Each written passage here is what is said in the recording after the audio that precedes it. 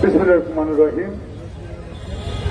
জনতার মেয়র, ঢাকা মহানগর দক্ষিণ বিএনপির সিনিয়র সদস্য, আমাদের সকলের পরিচিত মুখ ইঞ্জিনিয়ার ইশাকের মুক্তির দাবিতে ঢাকা মহানগর দক্ষিণ ছাত্রদলের সভাপতি আমিন সিকদারের সভাপতিত্বে আজকের এই মানববন্ধন অনুষ্ঠানের প্রধান অতিথি হিসেবে উপস্থিত আছেন স্থায়ী কমিটির অন্যতম সদস্য বাবু বয়েশ্বরচন্দ্র রায়, উপস্থিত আছেন মহানগর বিএনপির সংগ্রামী আহ্বায়ক বীর মুক্তিযোদ্ধা আব্দুল সালাম, শিমুল বিশ্বাস, খায়রুল কবির খোকন সহ নেতৃবৃন্দ, আসসালামু আলাইকুম।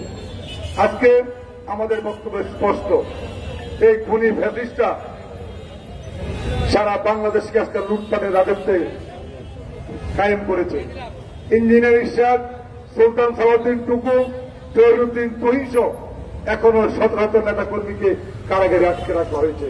আমাদের ঐক্যবদ্ধ হতে হবে, একসঙ্গে এই খুনি ফ্যাসিস্টের যে অবৈধ মসনদ ভেঙে চুড়ে আমাদের নেতাদেরকে কারাগার থেকে মুক্ত করতে হবে। ইঞ্জিনিয়ার ইশাককে মুক্তি দিতে হবে, সুলতান সালাউদ্দিন টুকুকে মুক্তি দিতে হবে, জহিরুদ্দিন তুহিনকে মুক্তি দিতে হবে।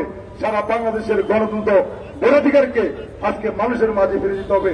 সেই জন্য ঐক্যবদ্ধ আন্দোলনের মধ্য দিয়ে দেশ নায়ক তারেক রহমানের নেতৃত্বে আমরা রাজপথে আছি।